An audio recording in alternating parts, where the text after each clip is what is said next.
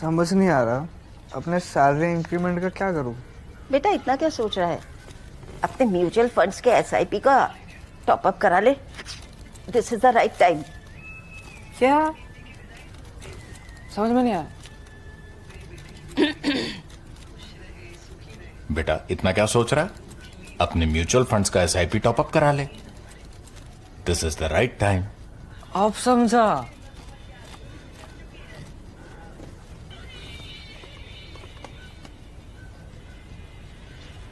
Mutual fund investments are subject to market risks. Read all scheme-related documents carefully.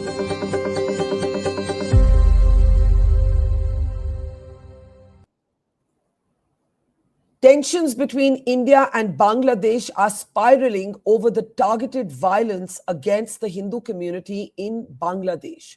This even as Khalida Zia's son returns to Bangladesh and is received in a rousing welcome by more than 1 million people.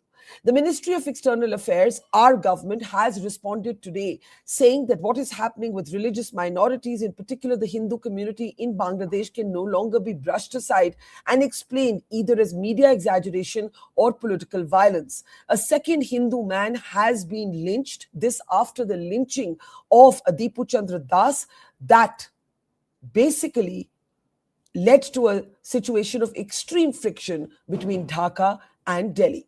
The foreign ministry is now asking for the Yunus regime to take concrete measures. And even as this happens, celebrities, high-profile actors have begun speaking out as well. Prominent among them, actor Janhvi Kapoor, who said what's happening in Bangladesh needs to be called out and India needs to be more focused on its neighborhood than on events that are taking place half a world away. What next for India, Bangladesh? And what about the role of Pakistan and China in this minefield of a situation? I'm Barkha Dutt. You're with the Mojo Story. On the program today, we look at the aftermath and the consequences of a second lynching that has taken place of a Hindu man in Bangladesh. This is the second such case that has followed the initial killing of Dipu Chandra. We have seen cultural institutions as well come under attack. In Bangladesh, we have even seen tablas and harmoniums being carried away as anti-India mobs and anti-Hindu mobs in some cases specifically go on the rampage. The question is also being asked about who is in control of the street in Bangladesh. Has the Yunus regime lost control or does it choose to not exercise control? The MEA has spoken today. We'll be playing out India's reaction in just a moment. Let me introduce our guests on the program today, if we can bring them up now. Joining me for the Bangladeshi perspective is Shafquat Rabbee. He's a political analyst and he's the founder of Centrist Nation. Is centricism possible in a deeply divided Bangladesh? We'll find out in a moment from now. Also joining me is veteran senior diplomat, Ambassador Dr. Mohan Kumar. Always a pleasure, sir. And also joining me is a military veteran, General Sharma, General Rakesh Sharma. It is always a pleasure to have you with us. Also a distinguished fellow at the Vivekanand Foundation. Before we get started, let me play out Randhir Jaiswal, the spokesperson of the Foreign Ministry, in these comments slamming Bangladesh as a second Hindu man is killed in a lynching. Take a look. We are all aware of the recent developments in Bangladesh. We have been closely following them.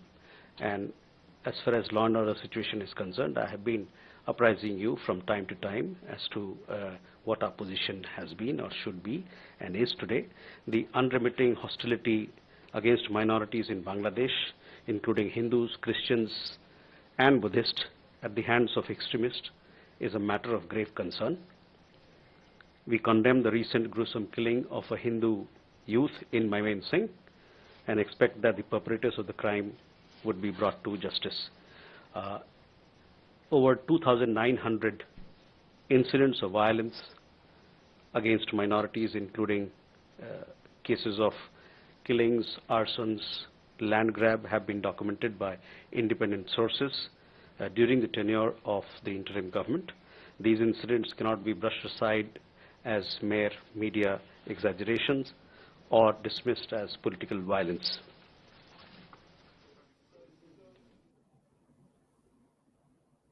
What next for India and Bangladesh? Is this a containable situation, or is this now beyond repair, at least in the present circumstances? This, even as I mentioned, Khalid Zia's son, Tarique Rahman, returned to a rousing reception. More than 1 million people gathered to hear him speak. And what is significant is that in his address, he specifically did speak about Hindu, Muslim, Christian, Buddhist, religious amity. Before we get first comments from all of you, let me play out Mr. Rahman's statement as well, because I think it's significant that a Bangladeshi politician is sort of making this comment at a time when anti-India mobs are on the rampage in Dhaka and elsewhere. আজ আমাদের সময় এসেছে সকলে মিলে দেশ গড়ার। এই দেশে যেমন পাহাড়ের মানুষ আছে, এই দেশে একইভাবে সমতলের মানুষ আছে। এই দেশে মুসলমান, বৌদ্ধ, খ্রিস্টান, হিন্দু সহ বিভিন্ন ধর্মের মানুষ বসবাস করে। আমরা চাই সকলে মিলে এমন একটি বাংলাদেশ গড়ে তুলব আমরা, যেই বাংলাদেশের স্বপ্ন একজন মা দেখেন, অর্থাৎ একটি নিরাপদ বাংলাদেশ আমরা গড়ে তুলতে চাই, যে বাংলাদেশে একজন নারী, একজন পুরুষ, একজন শিশু যেই হোক না কেন নিরাপদে ঘর থেকে বের হলে নিরাপদে ইনশাআল্লাহ ঘরে আবার ফিরে আসতে পারে। Let's open this up. I'll start with you, Ambassador Dr. Mohan Kumar. This has reached a very dangerous point. And in fact, the parliamentary panel led by Dr. Tharoor has flagged the emerging situation in Bangladesh as India's biggest challenge since 1971. And ironically, that report was written well before this round of targeted killings of 2 lynchings now. And the street aflame after Usman Hadi, an anti-India student protester or student leader, was killed. I want your perspective. Is the Yunus regime unable to act, or is it unwilling to act? And if so, what are options from New Delhi that should already be examined or explored? Thank you very much, Barkha, for having me on your show. I think it's a bit of both. There may be instances where the Yunus government is helpless, and in other cases, it may well be that they are turning a blind eye. It's hard to say sitting in the comfort of your Delhi home. But what I do want to emphasize is that this is, to my mind, a transient phenomenon we are seeing in Bangladesh, a temporary phenomenon where it is an interim government, and we don't expect this government to last forever. So I would say that the immediate challenge for India is to take these incidents seriously, yes, condemn them, yes, but don't allow them to hijack the relationship, manage the relationship, and make sure you don't take your eye off the ball. And the central objective has to be a free and fair and inclusive election. And that is going to be a tough challenge under the best of circumstances in Bangladesh. I've dealt with Bangladesh as Joint Secretary Bangladesh, and the last time I remember this was exactly the case when Begum Zia, I think, handed over to an interim government. We called it at the time, somebody from World Bank, Ijaz Ahmed, came and took over. So this is not the first time, but I just wanted to make this fundamental point that we have to manage the situation now and then keep our eye on the ball. The central objective is a free, fair election. If you allow me, I will just mention the 2 or 3 core objectives and then give a chance for others to react. Our core objective, to my understanding, is to make sure that Bangladesh does not fall prey to Islamic radicalism and intolerance. Okay, so that is a very, very fundamental objective for India. The second objective is that we do want Bangladesh to be prosperous, because prosperity in Bangladesh is the only solution for stability and to handle our immigration issues from there. Last but not least, and that we can do only with an elected government, is to make sure Bangladesh does not allow its soil for use against the sovereignty and territorial integrity of India. That can only be done when India talks to the elected government in Bangladesh. And in that context, I find it nevertheless interesting that our NSA has already met with the Bangladesh NSA. I think that's an excellent initiative. Even if this is an interim government, our NSA has established contact with the NSA there, and they have talked about strengthening the Colombo Security Conclave. So the challenge, Barkha, is to see this period through without much damage to the bilateral relationship.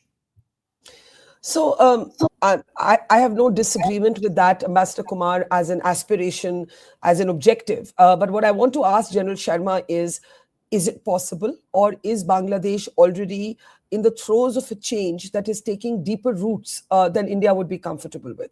And let me explain. We've been talking to a series of Bangladeshi guests over the last few days, and we'll hear from our colleague today as well.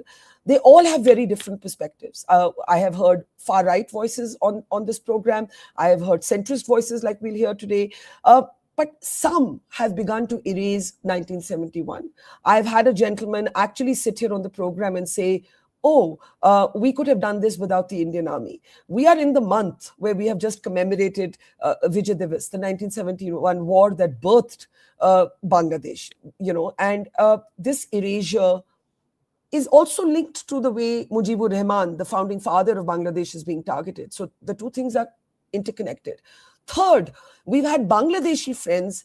We've had the editor of the Daily Star, Mahfouz Anam, who was a critic of Sheikh Hasina, say that his country is entering an era of murder. This is a critic of Sheikh Hasina. So while Ambassador Kumar defines very noble and smart goals for India, is it still possible? Could you unmute? Yeah, now I can hear you, sir. Please go ahead. Yeah. So thank you for inviting me, Barkha. I tend to go with Ambassador Mohan Kumar on this one. The fact is that there are fine voices that have come out. See, last few months have not been very good for Bangladesh. There have been huge amount of riots. We have followed them through. There have been 2 lynchings of Hindus, but there are 1.3 million Hindus in Bangladesh. There are substantial numbers that they exist still. So, why we should not be raising the bar too high, because there are a larger number of people settled there. But I see very good voices coming out of Mr. Tarique Rahman's arrival here. He says equidistance from Delhi and equidistance from Pindi. It was very strong statement that he came out with.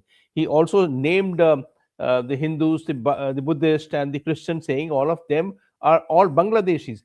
See, if we do not support him at this juncture and strengthen his hands, there is a dire situation there. He is the only hope that is there for that country, a country with which we have very deep relations. He's also made a statement about 1971. While people say that 1971 is no more an important issue among the youth, but the fact is, he said, and his reference to 1971 was a ticking off against Jamaat. So Jamaat had supported Pakistan at that time. So his statement, which he came on the day he landed up there, he said that it is because of the people who supported Pakistanis during Jamaat time. So he carries the issues with us. So I think at this juncture, his statements, and he also gave a BBC interview some months ago. Very nice interview. He referred to even SARC for that matter. Because SARC was his for President Zia's times. So if you add up all that, I think there is a need for support to Bangladesh. He has made an agenda. He has made a large, elaborate agenda. Can I ask you something, though, before I go to our Bangladeshi colleague? You spoke very importantly about Tarique Rahman talking about equidistance between from Pindi, which is Rawalpindi, and Delhi, in other words, India and Pakistan. But please do remember that all of this is happening at a time when there has been a rapprochement process between Pakistan and Bangladesh. Their militaries have engaged. We have seen their top leadership engaged. And there are unverified reports that Pakistan and Bangladesh are thinking of a Saudi-style cooperation pact. There is talk, at least Sheikh Hasina's son said to me, that groups like the Jaish, terror groups like the Jaish and Lashkar are now able to operate from Bangladesh. I'm sure Mr. Rabbee has a different perspective. I'm just quoting what Sheikh Hasina's son said. So just your quick perspective on that, General Sharma. So first, I make a remark regarding Jamaat. No, Jamaat won elections in two of the universities. So when they did a poll in the country, of course BNP takes a tour, is advantaged, but Jamaat is also done all right at these elections and in the support he gets. So at this time, if we raise the rhetoric, it's to the advantage of Jamaat and then to the disadvantage of BNP. Then second point is that Pakistanis have been looking. See, Pakistan was never dead in Bangladesh. Even after 1947, in 1971, there was semblance of Pakistan having lived on in some thought process, maybe in form of Jamaat and in any other forms of radicalization. So Pakistan had not moved away. So the fact is that in the course of last one year, they have taken tremendous advantage of all this. I amazed at the statement given by Shahbaz Sharif that if there is a war between Bangladesh and India, who's talking war? He makes a statement that he will join up arms with Bangladesh. It's a very faltu kind of a statement made by Shahbaz Sharif. So I'll say that their relation, it is obvious that there was a void created, a vacuum existing in Bangladesh, which Pakistanis took advantage of. Now, having taken advantage of, how long can they pursue the issue? We have to see how things progress. Pakistan themselves do not have a standing of any kind of this, in this. So let's bring in Shafquat Rabbee, who's been waiting patiently to speak. Mr. Rabbee, a couple of questions for you. The election, a poll conducted by one of Bangladesh's main media groups among the houses that was torched and burnt, by the way, by mobs, showed that 69% of Bangladeshi people disagreed with the exclusion of the Awami League in the upcoming elections, which, however they may, whether they would have voted for them or not voted for them, I'm not getting into that, but they felt that they should be allowed to participate. Right now, the Awami League is being kept out of the election. That's point one. Point two, how do you see it as somebody who is avowedly centrist? What is the middle path that you see emerge out of this minefield that your country finds itself in, sir? Okay, so thanks for bringing me here. As a practical person, I do not, from the beginning, like right after Hasina's departure from Bangladesh, within like 7 days, I did podcasts where people asked me the same question: should Awami League be banned? My answer is always no, in the sense that Awami League still has about 25%, maybe 20% former or current supporters in the country. And in a country of 180 million people, that's a lot of people. And these are not insects that you just spray and kill. There is no solution for political party to be eliminated just like that. However, the contention here is that Awami League, right before its fleeing from Bangladesh, took part in some crazy activities which you can watch all night on YouTube and Facebook, like the killings and the arbitrary rampages that their people did on the young people. So there is this demand from the youth that Awami League has to face some sort of consequence for that 1,400 some people who died according to UN, and innumerous number of people lost their eyesight because of the rubber bullets and all that. And these people are actually in the hospital. You can send your journalist and verify what I'm saying. So there needs to be some sort of justice before the whole political process normalizes around Awami League. So that is the one contention that any practical person would struggle to just say, okay, let's not even have any punishment, let's just get them back. So that's one aspect which still has some sympathy. So that makes us not become so bold in our assertion that just bring Awami League back. So there needs to be some sort of process for justice. The other thing is apology. If you follow the narrative that is being perpetuated by Awami League over the last 15, 16 months, there is almost no words of apology. It's just denial. Like even the most pictorial death that you have, like one gentleman who died with his two wide arms and he was shot. Even like Awami League people are saying he was drugged and he was like doing. It's just crazy, the denial that you have. So that's where the youth, and I keep bringing up the word youth here is because from a practical person, again, the country has 66% people who are below the age of 35. It's a very young population. So 66% people below the age of 35. Awami League was here for 17 years or 16 years. So these guys actually never saw anything else but Awami League. And the end of Awami League was pretty brutal for these young people. So that's where the crux of the matter is. This youthful population who ended up becoming the main adversary of the regime, who ended up overthrowing the regime, now occupies a huge space in the political narrative in Bangladesh, and they want some sort of justice. So without that, I think but isn't that, but if I may ask you, what I'm hearing you say is that you do not agree with, you do not think a political party can be killed just like that. So the Awami League cannot be erased, but Hasina's party has to face justice. Yes.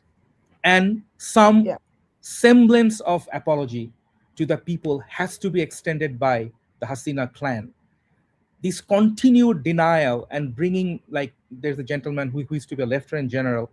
I'm sure Mr. General has access to information. India is an advanced country with satellites and everything. Bangladesh doesn't have all these military type of worries that you may have about some other parts of the world, like maybe Afghanistan or Pakistan. It's a pretty small country, flat land, very little space to hide. Bangladesh doesn't really have that type of but Mr. Rabbee, before I take this back to our ambassador in general, I do want to ask you, this idea of bringing Hasina and the Awami League to justice. I know Sheikh Hasina is in India, and I have some questions about that to my colleagues from my country. But my question to you is, all these months, I know that policemen, even members of the army, they have been brought to trial. It is not as if people have not been imprisoned. It is not as if people are not being tried. All of that is happening. I don't think India is interfering with that process.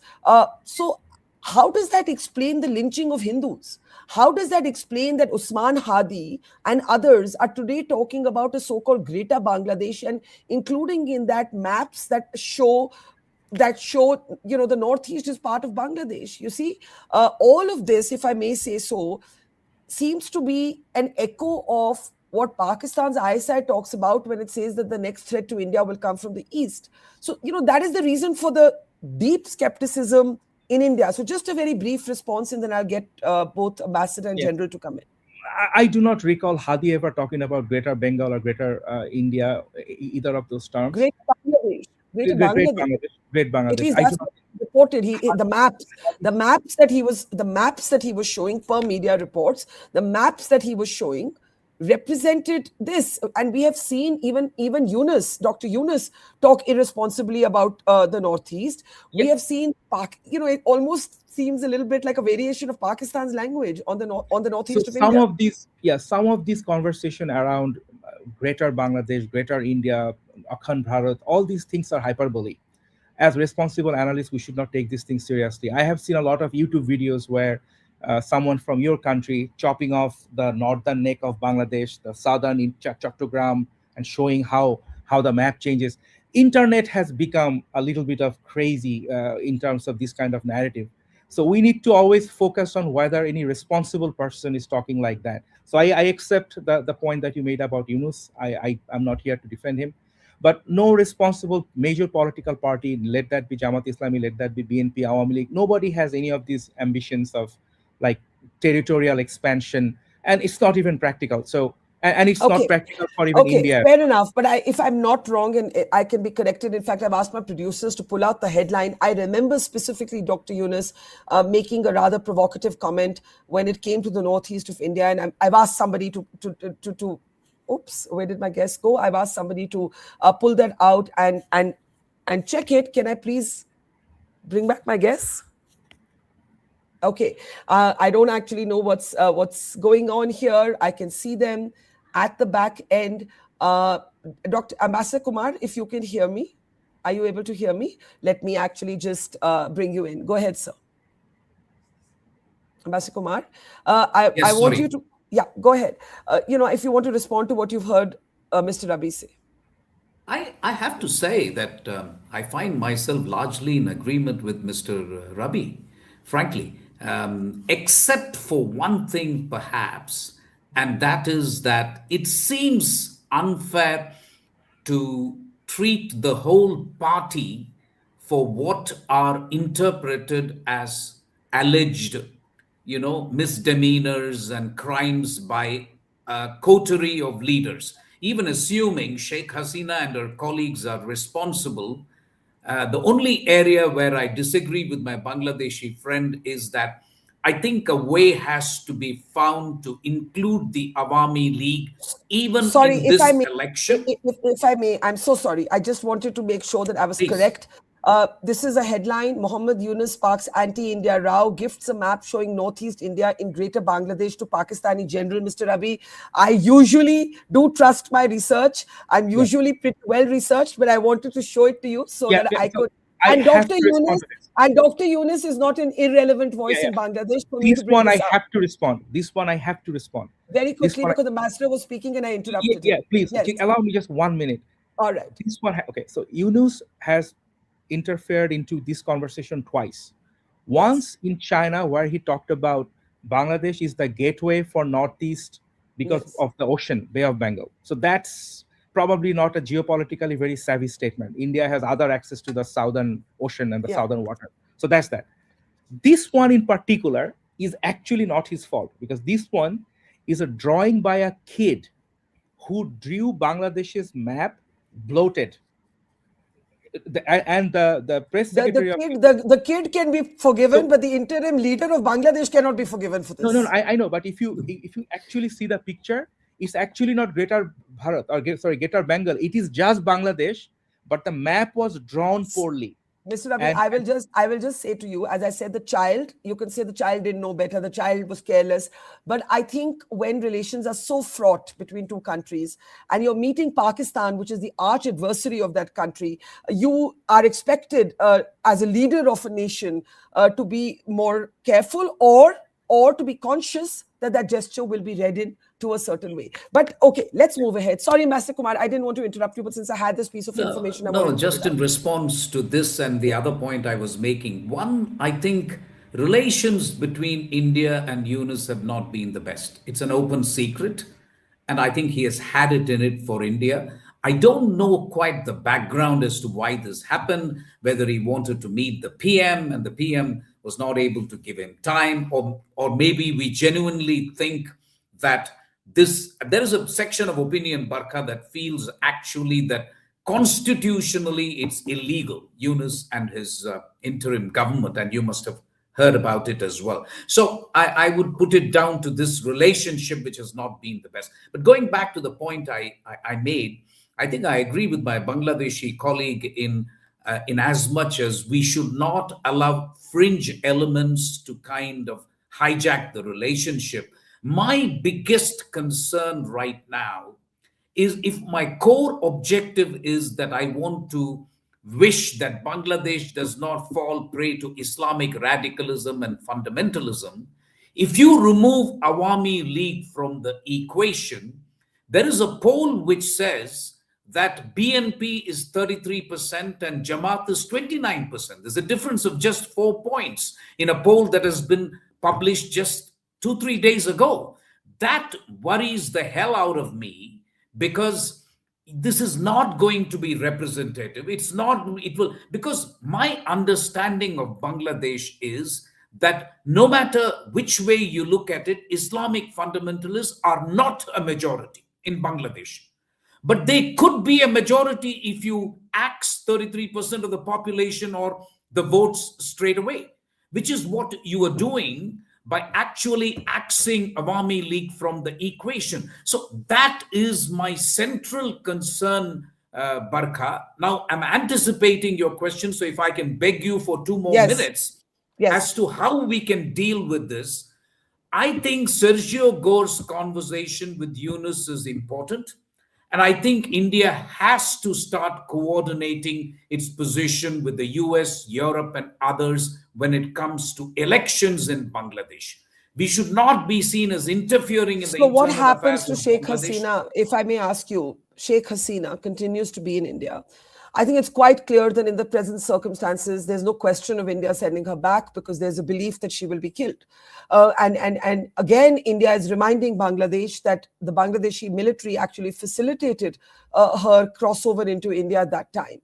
It was meant to be at that time a temporary measure. She was believed to be en route to other countries. Whether she feels safer here or whether those countries would not have her, we do not know. There has been one suggestion that while Hasina is in India, she should not be making political speeches. The government clarified to the parliamentary panel that the government is in no way involved in facilitating her political activities. But she is continuing to operate as a leader in exile. How should we handle this? Because many Bangladeshis have questions about this, that India has chosen a side. You're not going to like my response. A lot of my colleagues won't like the response. At some point, we will have to negotiate her exit from India to someplace else, frankly, because Bangladesh is a sensitive, important relationship. And I think if we have to, maybe you're actually making me say that this could well be the deal in terms of allowing Awami League to participate in elections and maybe find a safe exit for Sheikh Hasina. I don't know if there is enough time to do that. But I think for me, everything else can be managed. But we cannot have a flawed election in which Jamaat comes number one and says, listen, we have won this election free and fair and square, and therefore we will rule. But let me ask you, you're basically saying that a negotiation could be in the back channels, let the Awami League participate, and we should negotiate. We should say we're ready to have Sheikh Hasina leave India, not for Bangladesh, but to some other country. Absolutely. Or at a minimum, say that, listen, you cannot have political activities. Do you see the Dalai Lama making comments about China's internal affairs? It's a bit like that. I think we have to be conscious of that. I understand where she's coming from and I understand how she feels, but I think realpolitik will have to get involved at this stage. And I would request her, listen, at least during the election period, don't say anything.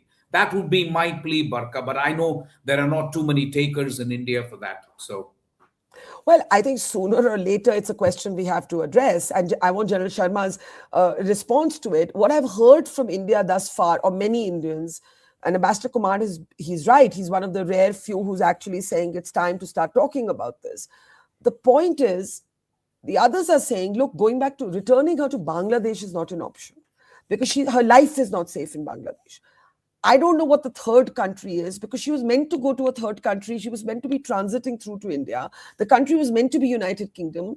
Nobody has said this officially, but it seems as if the United Kingdom refused to give her that space, even though she has family there.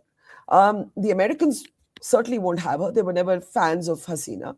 So, when Ambassador Kumar says it's time to start, maybe the framework of a deal is let all parties take part, but we will at minimum ensure that Sheikh Hasina will not make speeches from Indian soil. Do you agree with that?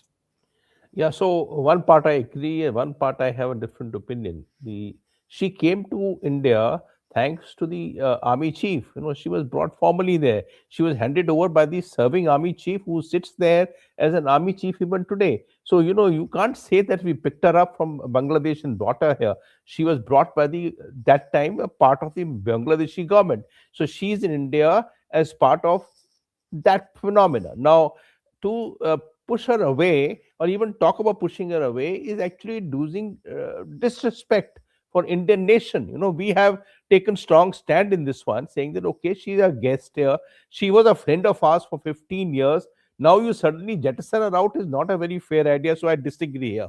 On her, the audio statements that he's been making and, support she gives out for Hindus being killed, etc.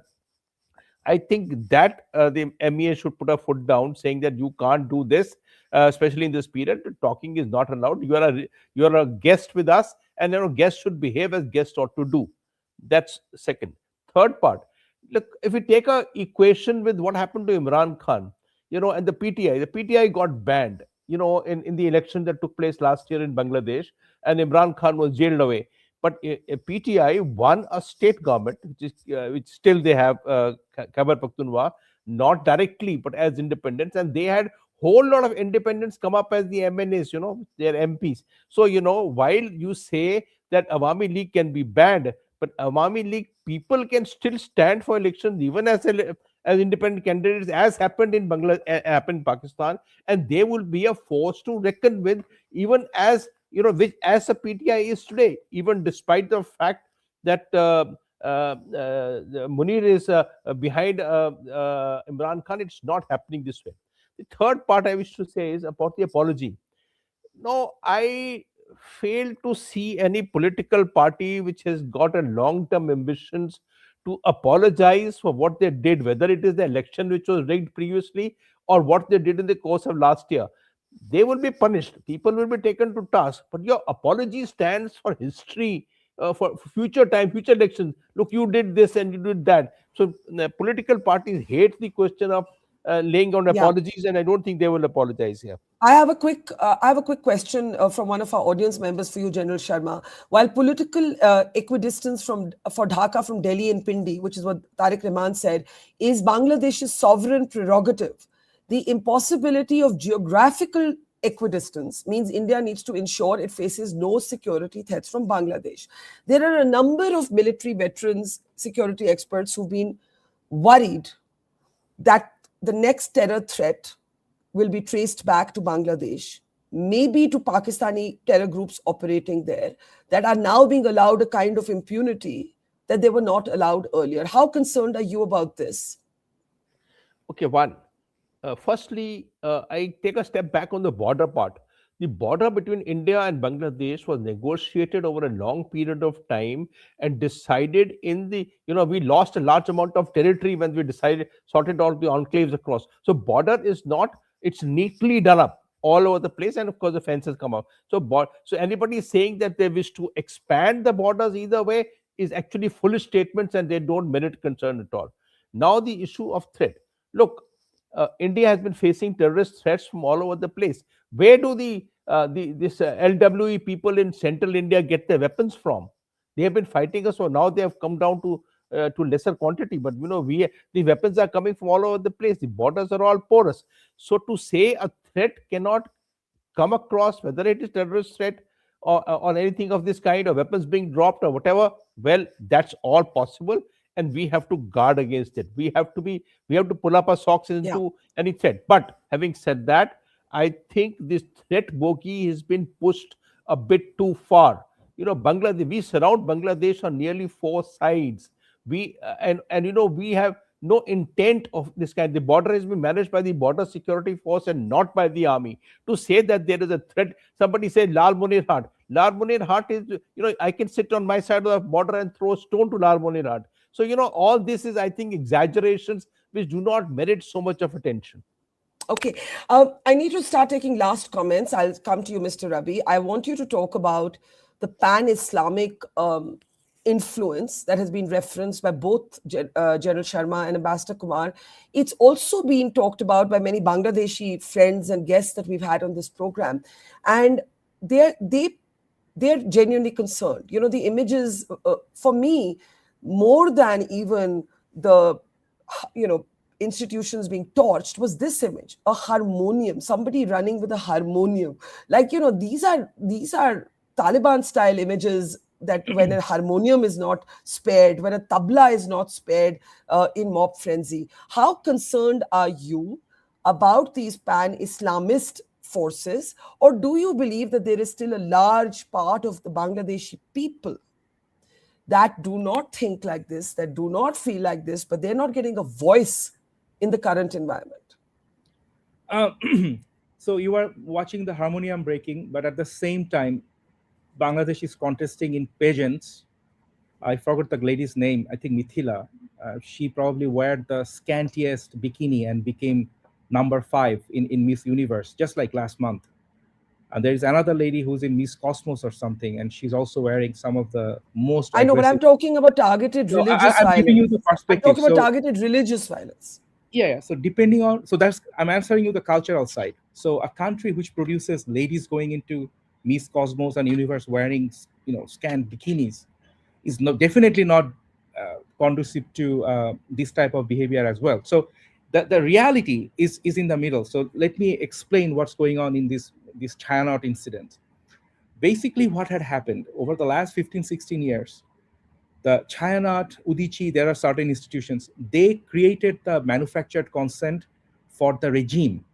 So this breaking of harmonium is a political statement. It's nothing to do with religion. That's my view. I can be wrong, but that's my view. Because I grew up in this country, I know the people here. So why I know why have Mr. Dipu Chandra Das been lynched to death? Why have we seen a second lynching of a Hindu man? Our government has said today, or our foreign ministry has said today, that you cannot explain away these targeted killings by saying this is political violence. And I'm sure you agree, as a centrist, I'm sure you agree that Mr. Dipu Chandra Das was targeted for his religion. And today also we see another Hindu man lynched to death. There is a religious dimension to these killings that is inescapable, sir. Yeah, so the first one and the second one, there's a little bit of a nuance, but none of them are good things. The first one was a setup. Like there was this poor guy who got promoted in his office, and he's so-called the deprived people created a rumor that he actually did none of those, like writing bad stuff about the prophet. He never did it. The false allegations of blasphemy, basically. And then they set him up, and they created a mob against him, and the overall law and order situation is a little bad right now. And then some fanatics came, and whether this whole thing is, I'm not going into any conspiratorial talk, so let me just say fresh and straight. So some crazies came and beat him up and killed him. So that's the Dipu Chandra Das incident. Today's the latest one is definitely nothing to do with religion. This guy is Hindu, of course, but he's actually a top terror, has a murder case against him. He has a Muslim guy with him, multiple Muslim guys with him. The other guy was carrying weapon. He was carrying weapon. They went to extort. And then currently in Bangladesh, extortion is an issue. And then people ganged up. Do you concede that religious minorities, including the Hindu community, is more vulnerable in today's Bangladesh than earlier? I think the Bangladesh has not become communal, but the political affiliation of the Hindus with Awami League continues to be a political problem. I agree on that. The country is not communal to the extent some other parts of the world. For example, let me just give you one example. You guys are fine analysts, general, talk show host and a diplomat. You would never see in Bangladesh a pogrom. Go search the internet. There is no pogrom in this country. Like no Hindu, like a place is Muslims are going beating whatever and then creating pogroms. It's not there. It's not culture here. So this fighting, sometimes these are political. Most of the Awami League people who died as Hindus, they died as Awami Leaguers, not as Hindus. I understand the argument you're making, but with respect, that's the, in fact, specific comment from the foreign ministry here in India today that we cannot accept. When I say we, India cannot accept these explanations in the framework of political violence, certainly not any longer. But let me get reactions to what you've said. I do need to start closing. Quick reactions. I'll come to you, General Sharma, and give Ambassador Kumar the closing word. General Sharma?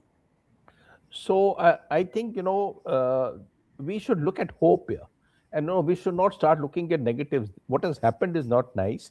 The lynching of two Hindus, whatever the rationale may be, is not nice at all. And there is a vulnerability for the Hindu population, and they should guard against it. So let's start that as a behind.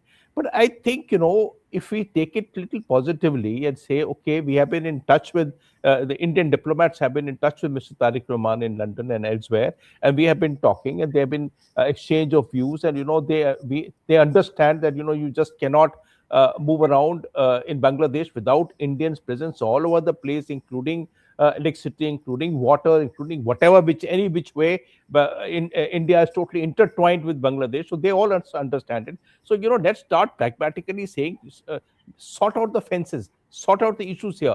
Let's start talking. That Farakha will start up for discussion immediately as the next government comes up. Farakha is the first issue because the treaty has to be renegotiated.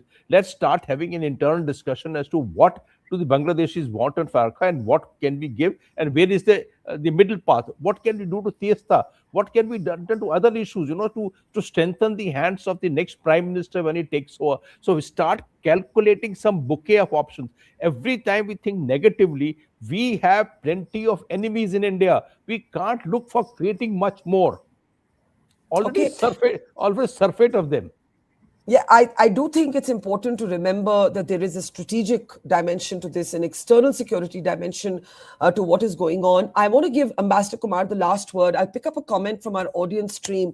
India must show some spine. Do not hand over Sheikh Hasina to radicals. USA, Pakistan, China have played the game. Again, to clarify, you were talking about negotiating Hasina's exit to a third country, not back to Bangladesh in the current circumstances.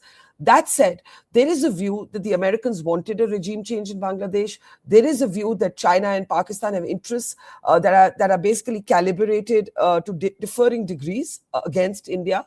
And therefore, to actually lose Sheikh Hasina at this point would to let all of those groups strengthen. That's why I picked up this comment. Last word to you, sir. So I just want to begin by saying that fringe theories and conspiracy theories should not be allowed to hijack India-Bangladesh ties, number one. Number two, we need an election there which is free, fair, and inclusive. And I'm just going to throw one idea which just occurred to me. Can Muhammad Yunus and Bangladesh, the interim government there, find strength in itself to allow Awami League politicians to stand as independents? No Awami League banner, but let them stand as independents. It's grossly unfair to target members of parliament and others who were not even consulted by Sheikh Hasina, even assuming she carried out all the crimes for which she is allegedly responsible. Can that be done? Because I think that is where India will have to have a wide-ranging conversation with the Americans, the Europeans, the Canadians, and others who will be watching Bangladesh. It is in Bangladesh's interest to have a free, fair, and inclusive election. The Bangladeshis are extremely proud. We know that. And they are proud of their democracy. But it would be sad if this election was called a completely flawed one. Last but not least, I also agree with the general. The bilateral ties when it comes to visa, trade, and other things has already hit an all-time low. We will presumably wait with a bouquet of options, as he says, when the new Prime Minister takes office in Dhaka. We've suspended visas from Chittagong, which has affected medical tourism, trade. They started first by saying they will not allow land routes. And we have said now that Bangladeshi things cannot come through land routes. They will have to only come through sea, which means the Northeast is cut off. So I think there is a lot that can be done once there is an elected government in Bangladesh based on free and fair elections. I think one thing we can agree on as we close is that much of what happens between India and Bangladesh next also depends on what happens inside Bangladesh in these elections. And to that extent, it has been a very important return by Khaleda Zia's son, but also a very important point of some sort of participation from the Awami League. After that, how a sovereign state chooses to bring its people to justice that they believe have violated the law is their business, not ours. But there are direct, not just security concerns for India, but also geopolitical concerns. There's a churn taking place there. There are other countries involved. And as Ambassador Kumar has said, India has to be at that high table of those conversations. We can't lock ourselves into this silo. And also a very important point, perhaps for the first time, you have people saying Sheikh Hasina should be asked to not speak while she is in India at this time. So I think that's a new thought also that has come forth. We leave it there. Thank you very much to Mr. Shafquat Rabbee, to General Sharma, and to Ambassador Mohan Kumar. Always learn from all of you. Have a great evening, have a great weekend, and see you all very soon. It's great to see you here. Thank you for watching our work. If you haven't subscribed yet, don't forget to click the bell icon and subscribe to Mohan Story and support independent, robust journalism.